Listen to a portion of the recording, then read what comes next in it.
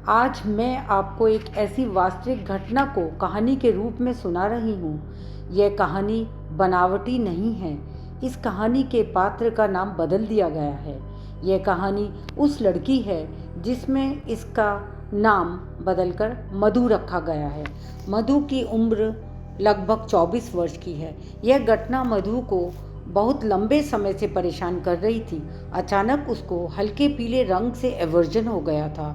जहाँ भी मधु हल्के पीले रंग के कपड़ों को देखती चिल्लाने लगती और अजीबो गरीब व्यवहार करने लगती।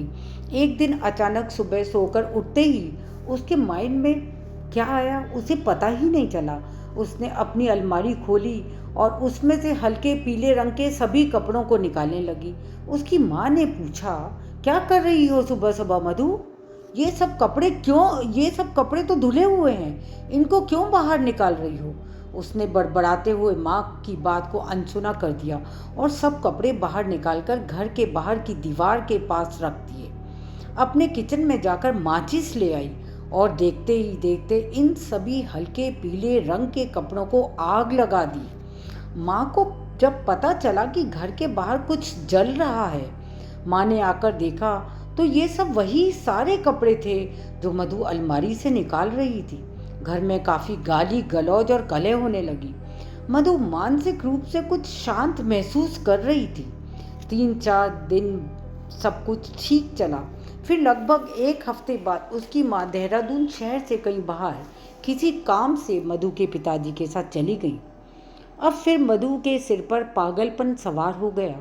अब उसने अपनी मदर के कपड़ों की अलमारी को खोला और हल्के पीले रंग की साड़ियाँ बाहर निकालने लगी और फिर उसने वही प्रक्रिया दोहराते हुए सभी साड़ियाँ गेट की दीवार के पास इकट्ठी कर दी और माचिस लाकर आग लगाकर स्वाहा कर दिया। उसकी मम्मी अपने शहर देहरादून वापस आ गई। उन्होंने हल्के पीले रंग की साड़ी पहनने का मन बनाया और साड़ी को ढूंढने लगी, किंतु कोई भी इस रंग की साड़ी और ब्लाउज और पेटीकोट अलमारी में मिला ही नहीं।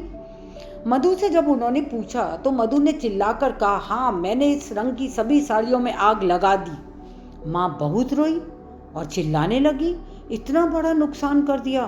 तुम्हारे पिताजी इतनी मेहनत से पैसे कमाते हैं और तुम्हें कोई भी कद्र नहीं है। मधु को उनकी कही हुई बातों का कोई असर ही नहीं हुआ।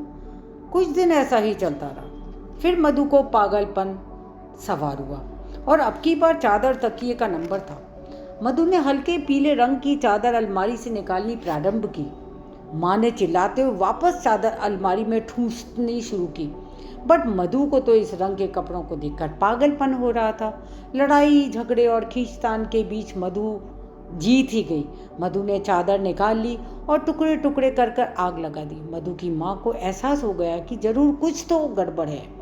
तो मधु का अजीब व्यवहार करने को कुछ तो चीज़ है जो मजबूर कर रही है, क्योंकि अब हल्के पीले रंग का कोई भी कपड़ा घर में मौजूद नहीं बचा। फिर भी मधु पूरे घर में इस रंग की चीज़ों को सर्च कर रही थी। इतना ही नहीं, अगर कोई इंसान इस रंग के कपड़े पहने हुए होता तो वो चिल्लाने लगती, बड़बड़ाने लगती। मधु के माँ पिताजी परेशान रहने लगे, मधु को देखते और परेशान हो जाते। फिर एक दिन उसकी माँ मधु को हमारे क्लिनिक दून साइकोथेरेपेटिक सेंटर में लेकर आई।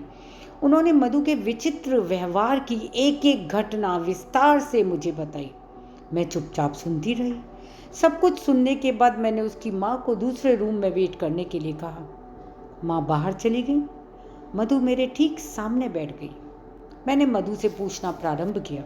मधु के बचपन के बारे में पूछा, उसकी किशोरावस्था के बारे में विस्तार से पूछा। मधु ने बताया कि बचपन में तो कोई भी ट्रॉमेटिक एक्सपीरियंस नहीं रहे हैं मुझे, सब कुछ नॉर्मल था। मैंने और डिटेल पूछे, सभी कुछ नॉर्मल लगा मुझे।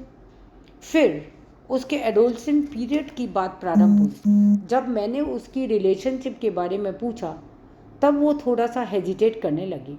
मैंने उसे आश्वासन दिया कि मधु, जो भी तुम बात मुझे बताओगी वो सब कॉन्फिडेंशियल रहेगी। तुम तो जानती हो ना कि एक मनोवैज्ञानिक के कुछ एथिक्स होते हैं जो हमें फॉलो करने होते हैं, और कॉन्फिडेंशियलिटी तो सबसे ज़रूरी एथिक है। तुम चिंता मत करो मधु, जो भी बात तुम मुझसे शेयर करोगी वो इस रूम से बाहर नहीं जाएगी।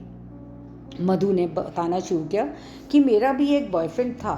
डॉक्टर, बट अभी मैं रिलेशनशिप में नहीं हूँ, मैंने ब्रेकअप कर दिया है। मैंने पूछा, मधु, तुम्हारे और तुम्हारे बॉयफ्रेंड के बीच में क्या शारीरिक संबंध बने थे? फिर मधु से मैंने पूछा कि तुम्हारा ब्रेकअप क्यों हुआ है? उसने बताया कि मुझे फिजिकल होना अच्छा नहीं लगता। मैंने पुनः पूछा, क्या तुम सेटिस्फाइड नहीं थी अपने बॉयफ्रेंड के साथ? उसने एक गहरी लंबी सांस ली और वो थोड़ा रुक गई। मैंने फिर पूछा, बताओ ना मधु, क्या हुआ था? तब वह थोड़ा झिझकते हुए बोली, डॉक्टर, मेरा बॉयफ्रेंड बहुत ही अजीब था। जब हम फिजिकल हुए तब उसने अपना सीमेन मेरे कपड़ों पर डाला और मेरे मुंह पर भी डाल दिया। उसको देखकर मुझे बहुत घबराहट हुई, गुस्सा आया और मैंने उससे ब्रेकअप कर लिया।